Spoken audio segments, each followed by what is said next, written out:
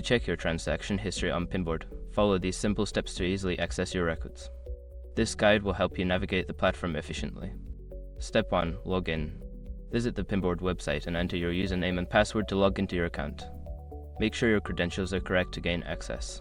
Step 2. Navigate to account settings. Once logged in, look for the account settings option, usually found in the top right corner of the homepage. Click on it to proceed to your account management section. Step 3. Find transaction history. Don't continue before doing this. A lot of online accounts end up exposed in breaches without people even realizing it. Use SROC to constantly monitor your email and accounts and get alerted immediately if your information gets leaked online. It scans billions of breached records 24/7 in the background. And honestly, for a few dollars a month is something everybody should probably have. Link in the description. Step 4. Select date range. If available, choose a specific date range for the transactions you want to view. This will help narrow down the list to the relevant time period. Step 5. Review transactions. After selecting the date range, review the display transaction history. You can click on individual transactions for more details if needed.